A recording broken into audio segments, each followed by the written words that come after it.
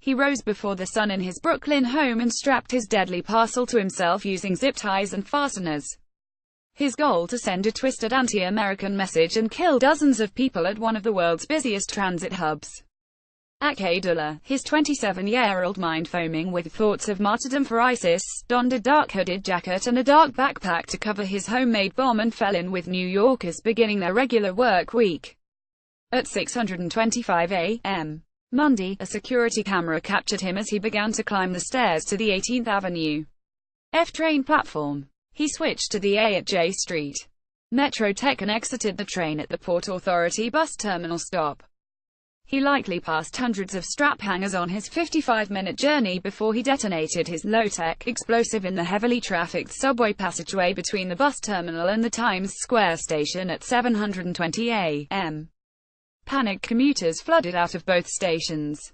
"Everybody breaks out, hitting steps," said Jamar Moore, 39. "People started getting trampled. I see about 3 to 4 people falling.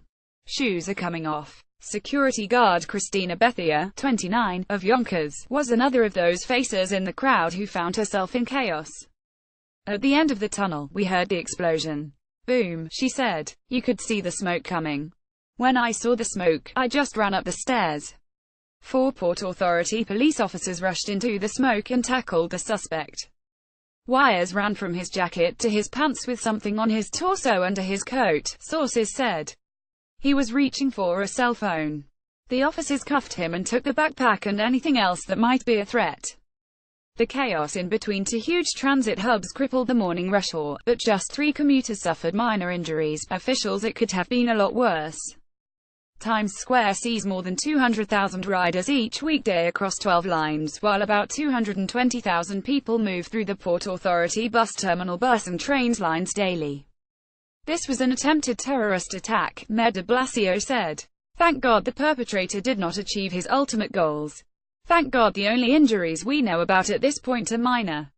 Added Gov. Cuomo, "The reality is that we are a target by many who would like to make a statement against democracy. Let's go back to work. We are not going to allow them to disrupt us." Meanwhile, as the day progressed, details emerged about the bomber. He says he did it in the name of ISIS, a law enforcement source said. He says he acted alone. He said he's been following ISIS on the internet. Ullah, who entered the U.S. legally in 2011 from Bangladesh, found the instructions for the bomb online, the source said. He was pretty forthcoming. He talked about the Quran. Very general stuff, not about a particular issue, the source said.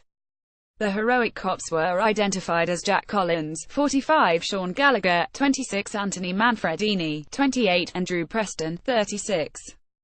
Theodore Parisienne for New York Daily News. Ullah, who formerly held a livery car driver's license, was taken to Bellevue Hospital with burns to his hands and abdomen, and lacerations. He is expected to survive, sources said. Byron Woodhouse, 55, said he saw people sprinting for safety in the wake of the explosion. "It was loud. It was scary," he said. "People were running all over the place. 2 of the 3 injured people took themselves to Mount Sinai West, and 1 went on their own to Mount Sinai, Queens. They were treated for ringing in the ears, headaches and chest pains." Authorities evacuated the A, C and E trains, but didn't find any structural damage. The Times Square station was also evacuated. Trains on both lines were bypassing the stations through the morning, officials said. David Cranford cops flooded an address connected to Ullah on E48th Street in the Flatlands section of Brooklyn, and shut down the block. Ghislaine Joseph, 19, said he could hear someone pacing before dawn Monday. "It was odd because of the time," she said. "I could hear somebody on the phone and it was kind of strange.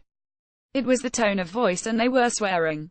Detectives also went to a building on Newkirk Avenue in Brooklyn, possibly a garage where Ullah may have stored equipment, sources said.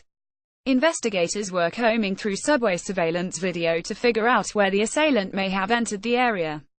Several blocks of 8th Avenue were shut down as emergency vehicles flooded the area. The FBI's Joint Terrorism Task Force was brought into the investigation, and President Trump was briefed. Ulises Sanchez, 53, saw people come pouring out on the street after the blast. "A lady told me, 'Go away. There was an explosion down there,' said Sanchez. Everybody was trying to get out. Enrique Lopez was on a nearby No. 7 train when the blast filled his car with smoke. Anthony Delmundo, New York Daily News. Everybody was running for their lives, said the 33-year-old father of 5. We were all trying to find out a way out. The smoke was in the hallway. No group has taken responsibility for the attack. The blast comes amid calls from ISIS to attack the Big Apple during the Christmas season, and follows the Halloween terror attack in Lower Manhattan. Sayfullo Saipov, a 29-year-old Uzbekistan immigrant, has been charged with speeding down the West Side bike lane in a rented Home Depot truck, killing 8 people and injuring 12 on October 31. Saipov, who said he was also inspired by ISIS, has pleaded not guilty and is being held awaiting trial. On Sept. 17, 2016, Ahmad Rahimi of Elizabeth, New Jersey, detonated a pressure cooker bomb filled with shrapnel on W. 23rd Street, between 6th and 7th AVs. Rahimi was captured 2 days later in Elizabeth and pleaded guilty to planting that bomb and others. Beya said once she got out of the chaotic station after Monday's attack, she called family. I called my mother, my father, a friend, she said. I called my friend and said New York City just had an explosion. I thought, this is not the place to be right now. I thought, damn, I'm moving back to Carolina. I don't want to live in New York anymore. With Theodore Parisienne, Dan Rivoli, Chelsea Rose Marcius, Laura Dimon, Dale W. I. Singer, Dan Good.